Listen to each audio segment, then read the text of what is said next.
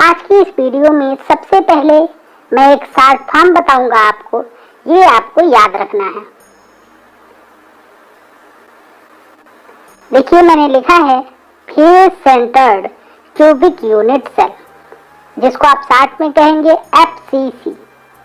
ये बहुत ही महत्वपूर्ण है, इसको आपको याद रखना है।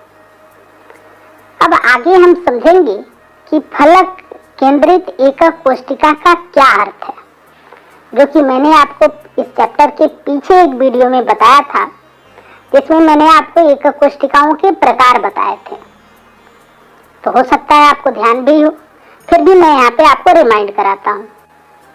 देखिए, फलक केंद्रित एकक कोशिका में प्रत्येक कोने पर परमाणु होते हैं और इसके साथ ही एक परमाणु प्रत्येक फलक के केंद्र में भी होता है। तो जब परमाणुओं की इस प्रकार की व्यवस्था मिले कि प्रत्येक कोने पर एक परमाणु, जैसा कि आपको इस फिगर में दिखाया गया है, आप देखिए यहाँ पे प्रत्येक कोने पे ये आपको पीले रंग के डॉट दिखाए गए हैं, जो कि परमाणुओं को यहाँ पे प्रदर्शित करते हैं। तो हर कोने पे ये डॉट है, यानी कि प्रत्येक कोने पे परमाणु है। और इसके साथ साथ आप देखें तो प्रत्येक फलक के केंद्र में भी डॉट दिखाए गए हैं। तो देखिए यहाँ पे 6 फलक हैं और 6 फलक के केंद्र में आपको परमाणु दिखाए गए हैं। दोस्तों, फलक मीन्स होता है कि एक सतह, जैसे मान लीजिए यहाँ पर जो घन दिखाया गया है, इसमें ये एक जो इधर का सतह है, इसको हम फलक कहेंगे, इधर वाली सतह को दूसरी फलक कहेंगे। तो कुल मिला के घन में ऐसी 6 फलकें होती हैं। देखिए, एक ऊपर हो गया, एक नीचे हो गया, एक इधर वाली और एक इधर वाली, एक पीछे वाली और एक आगे वाली। तो कुल मिला के 6 फलक है और प्रत्येक फलक के केंद्र में आपको परमाणु दिखाया गया है। देखिए, यहाँ पे जो एकक कोशिका हमने बनाई है, इसमें अवयवी कणों की या परमाणुओं की व्यवस्था किस प्रकार की है, तो फलक केंद्रित एकक कोशिका के समान है। लेकिन यदि इसके ज्यामिति की हम बात करें तो देखिए, ज्यामिति इसकी घनीय है, तो इसको हम कहेंगे फलक केंद्रित घनीय एकक कोशिका। अर्थात हम कहेंगे फलक केंद्रित एकक कोशिका की ज्यामिति घनी होने पर उसे कहते हैं फलक केंद्रित घनी एकक कोशिका। तो उम्मीद है आपको क्लियर हो गया होगा कि फलक केंद्रित घनी एकक कोशिका का क्या अर्थ है। देखिए, यहाँ पे जो हमने ये फिगर बनाया है, यहाँ पे ज्यामिति प्रदर्शित करने के लिए इस प्रकार का, आपको समझाने के लिए इस प्रकार का फिगर बनाया है। यदि किसी क्रिस्टल में देखेंगे तो ये काफी कॉम्प्लिकेटेड सा कुछ इस प्रकार का दिखेगा। ये देखिए, यहाँ पे जितने भी गोले दिखाए गए हैं ये परमाणु हैं।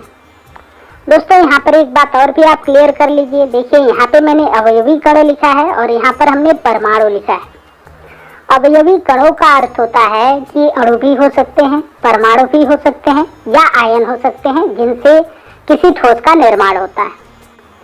यहाँ पर जब हम अवयवी कणों की संख्या को समझने का प्रयास करते हैं तो अपनी सुविधा के लिए अवयवी कणों को हम परमाणु मान लेते हैं, क्योंकि परमाणु का आकार गोलाकार होता है और गोलाकार से हम इन संख्या को, अवयवी कणों की संख्या को आसानी से समझ पाएंगे। तो यहाँ पे अवयवी कणों का अर्थ हमने परमाणु रखा है, क्योंकि हमने अपनी सुविधा के लिए अवयवी कणों को परमाणु माना है, जो कि मैंने आपको पिछली एक वीडियो में समझाया भी था, जब हम लोग पढ़ रहे थे आधे एकक कोशिका में, आधे घनी एकक कोशिका में अवयवी कणों की संख्या, जिसका लिंक आपको इस वीडियो के डिस्क्रिप्शन में मिल जाएगा, तो आप वहां से उस वीडियो को देख सकते हैं। तो देखिए, किसी क्रिस्टल में यदि आप फलक केंद्रित घनी एकक कोशिका को देखेंगे तो ये इस प्रकार का दिखेगा। अब यहाँ यदि आपको ज्यामिति बनानी हो तो जो किनारे वाले, ये कोने वाले परमाणु आपको दिखाई दे रहे हैं, इन सब के केंद्र को आप सीधी रेखाओं से मिलाएंगे तो ये घन तैयार होगा और ये इनको मिलाने पे घन प्राप्त होता है। तो इसलिए हम कहते हैं इसकी ज्यामिति घनी है और इसको हम कहेंगे फलक केंद्रित घनी एकक कोशिका। अब यदि बात करें इसमें परमाणुओं की संख्या की, तो देखिए यहाँ पे जो किनारे वाला परमाणु है वो देखने में तो लग रहा है कि इस एकक कोशिका का परमाणु है, लेकिन आप देखिए ये पूरी तरह से एकक कोशिका के अंदर नहीं है, अर्थात इस घन के अंदर नहीं है, बल्कि इसका एक छोटा सा हिस्सा, ये वाला हिस्सा ही इस घन के अंदर आया है, बाकी ये वाला भाग आप देखिए बाहर है। और इसी प्रकार आप जो फलक के केंद्र में कण हैं या परमाणु हैं उनको भी देख सकते हैं। देखिए, इसका जो है, ये जो आपको ब्राउन कलर से दिखाया गया है। इसमें देखिए इसका कुछ हिस्सा तो इस घन के ऊपर सा उठा है और कुछ ही हिस्सा इस घन के अंदर है। आप इधर वाले कणों को भी देखकर समझ सकते हैं। तो कोई भी परमाणु यहाँ पर ऐसा नहीं है जो पूरी तरह से घन के अंदर है, बल्कि उसका कुछ हिस्सा अंदर है और कुछ हिस्सा बाहर भी है। तो इस वीडियो में हमको यही समझना है कि किस परमाणु का कितना हिस्सा अंदर है और कितना हिस्सा एकक कोशिका के बाहर है। तो चलिए आगे समझने का प्रयास करते हैं इसको बहुत अच्छे से। देखिए पिछली वीडियो में भी मैंने आपको समझाया था कि कोई भी एकक कोशिका यदि घनी हो तो घनी एकक कोशिका के कोने का प्रत्येक परमाणु 8 निकटवर्ती एकक कोशिकाओं के मध्य सहभाजित रहता है। सहभाजित रहता है मीन्स बटा रहता है। कितने एकक कोशिकाओं में? 8 एकक कोशिकाओं में। अतः परमाणु का 1/8वां भाग एक विशिष्ट एकक कोशिका से संबंधित रहता है। इस बात को मैं एक बार और आपको क्लियर कर देता हूँ। देखिए यहाँ पे एक इमेज दिखाया गया है आपको। यहाँ पे बीच में आपको एक परमाणु दिखाया गया है। यदि इस परमाणु के इस ऊपर के आधे भाग पर हम चर्चा करें तो देखिए इसका आधा भाग इन 4 घनों में बटा हुआ है। यदि हम बात करें इस घन में कितना हिस्सा है तो देखिए इसका इतना हिस्सा इस वाले घन में है और इधर का थोड़ा सा हिस्सा इसमें है और बाकी पीछे के 2 हिस्से इन दोनों घनों में है। इसी प्रकार जो नीचे का आधा भाग है वो नीचे के 4 घनों में बटा हुआ है। तो ऐसा क्यों है? क्योंकि ये परमाणु देखिए इस पोजीशन पर स्थित है जिसको आप कहेंगे इन चारों घनों का जो ये कार्नर कोना है, इस कोने पर ये परमाणु है।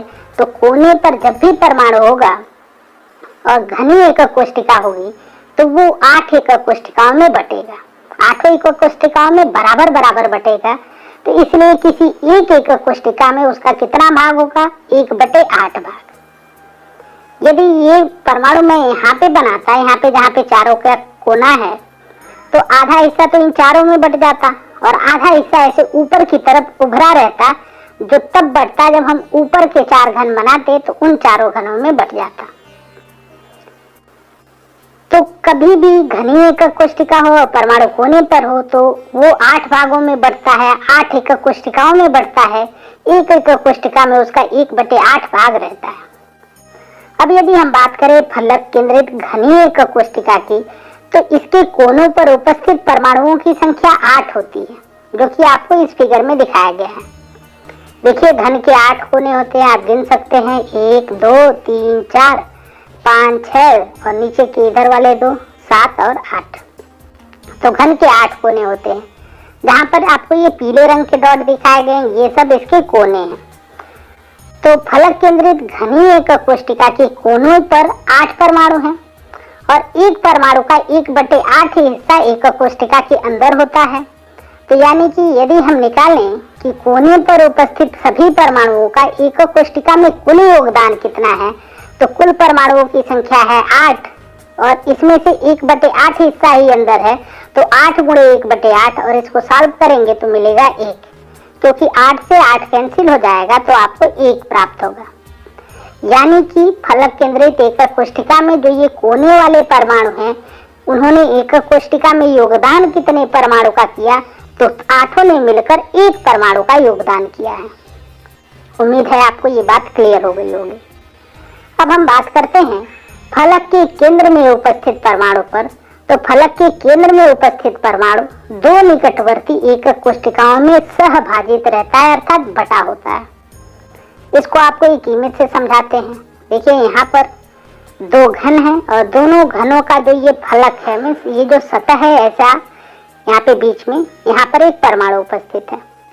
आप देख सकते हैं इस परमाणु का आधा हिस्सा इस वाले घन में और आधा पीछे का हिस्सा दूसरे वाले घन में है। तो जब भी घनी एकक कोशिका होगी और परमाणु फलक के केंद्र में उपस्थित होगा तो एक एकक कोशिका में उसका कितना हिस्सा होगा? 1/2 हिस्सा, यानी कि आधा हिस्सा। तो हम लिख सकते हैं अतः फलक के केंद्र में परमाणु का एकक कोशिका में योगदान होता है 1/2 परमाणु का।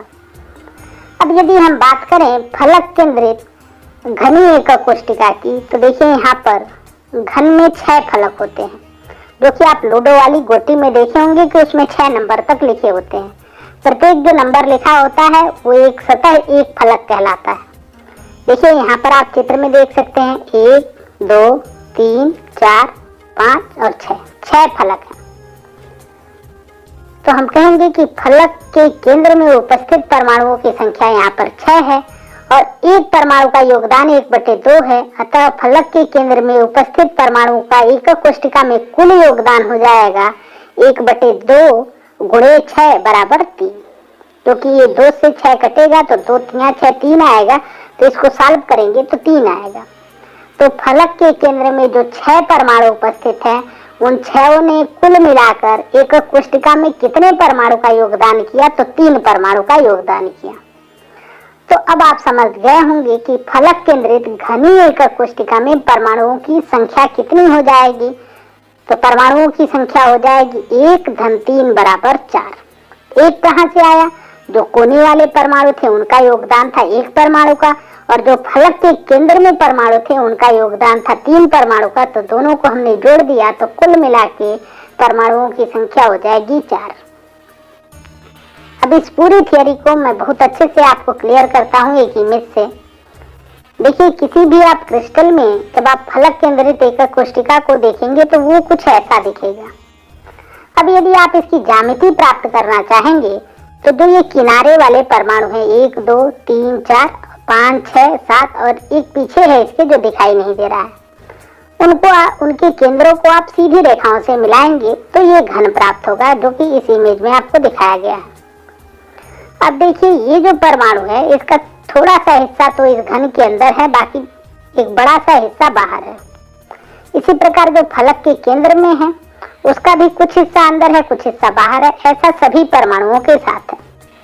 यदि अब बाहर के हिस्से को हम काट के अलग करें तो हमको ये संरचना प्राप्त होगी। तो देखिए जो कोने वाले परमाणु थे उनके छोटे छोटे टुकड़े इस एकक कोष्टिका के अंदर आए हुए हैं। इन सभी छोटे टुकड़ों को, ये 8 छोटे टुकड़े हैं जो 8 कोने पर हैं। आप देखिए ऊपर 4 है, नीचे 4 है, जिसमें से एक पीछे है, दिखाई नहीं दे रहा है। यदि इन 8 छोटे टुकड़ों को हम जोड़ेंगे तो ये मिलकर बनाएंगे एक परमाणु। और इसके साथ ही ये 6 थोड़े बड़े टुकड़े आपको दिखाई दे रहे हैं जो फलक के केंद्र में हैं। इन 6 का योगदान है 1/2 का। आप देख रहे हैं कि यहाँ पे आधा हिस्सा अंदर है, आधा हिस्सा कट के बाहर हुआ है। तो 6 आधे आधे हैं तो इनसे बनेंगे 3 परमाणु, और ये जो कोने वाले छोटे छोटे भाग हैं इनसे मिलके बनेगा 1 परमाणु। तो हम कहेंगे फलक केंद्रित घनी एकक कोष्टिका में परमाणुओं की संख्या हो जाएगी 1 धन 3 बराबर 4।